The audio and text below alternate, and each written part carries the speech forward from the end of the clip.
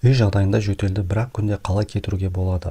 Жөтел тыныс алу жолдарын ауадағы кез келген ластаушы заттар мен шырыштан тазартуға көмектесетін физиологиялық шартсыз рефлекс. Жөтел дененің негізгі қорғаныс механизмі болып табылады. Бұл көмейде, трахеяда, бронхта және мұрын жұтқыншақта орналасқан жөтел аймақтарын ынталандыруға байланысты пайда болады. Жөтел рефлексі өкпенің немесе плевра тінінің және диафрагманың импульстарын ынталандыру арқылы да туындауы мүмкін.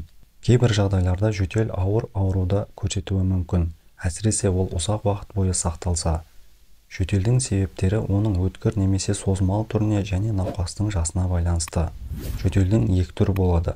Құрғақ, әдетте аурудың алғашқы күні байқалады. Мұндай жөтелде қақырық сыртқа шықпайды, салдарынан тамақ жыбырлап, адамдар жиі жөтелуі мүмкін.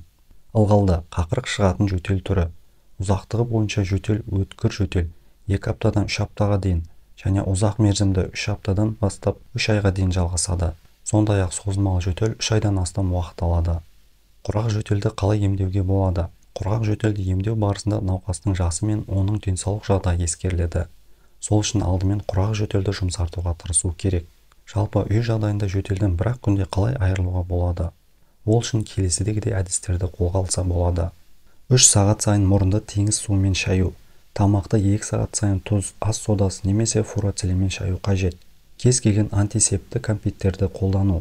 Ағзаның қорғану функциясын жақсарту үшін табиғи дәрі-дәрмектерді қабылдау. Зімбір, лимон. Мүмкіндігінше жылы суды көп ішіп, бөлме ауасын жиі тазартып, ылғалдандыру. Қақырығы бар жөтелді қалай емдейміз? Ол үшін қақырық шығаратын дәрілерді ішу қажет. Мұндай құрғақ жөтелге арналған дәрілерді қабылдамаған жөн.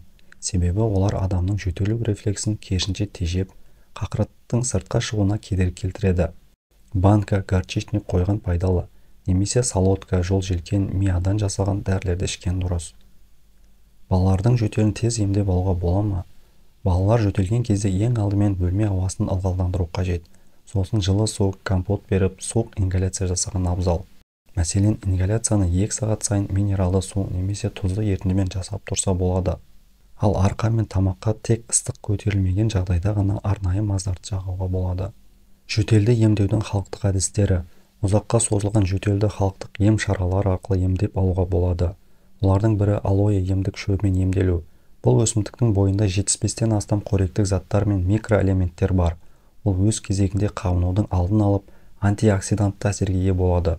Мұндай тәсілді ғалым Алейников өзінің бір топ ғалыммен бірге жазған еңбегінде айтқан. Ол үшін алоэның балғын жапырақшаларын алып, сыртқы қабығын тазарту керек. Кейін оны 2-3 тәулікке дейін тоңазытқышта сақтауға болады. Алоэны балмен бірге ішуге болады. Ол үшін алоэ жапырақтарын ет тартқыштан өткізіп, оған тура осындай көлемде бал қосылады. Сосын қоспаны жылы суда жылытады. Тұнбаны тамақ ішкеннен кейін әрбір 10-15 минут сайын ішкен жөн. Тұнбаны сумен бірге ішуге кеңес берілмейді.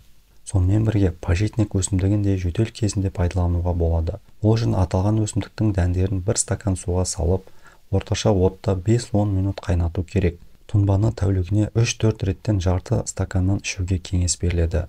Тұнбаға сондай-ақ бал қосып та ішуге болады. Бұл әдіс туралы Караматов пен Кахарова өздерінің ғылыми мақалаларында жазған болатын. Жөтелден құлан таза айығу үшін 70%-дан астам жағдайда тыныс алу жолдарын ылғалдандыру қажет. Ол үшін көп су ішіп, бөлме ауасын жиі тазартып, ылғалдандырып отыру керек. Ал ылғалдық жөтелде қақырық шығаратын препараттарды көптеп ішу керек. Құрметті достар, материал тек танымдық сипатта ұсынылып отыр. Егер сіздерге ақпарат пайдалы болған болса, лайк басып коммент қалдырыңыз. Арнаға тіркелмеген болсаңыз, тіркелуіңізді сұраймын. Дендеріңіз сау болсын.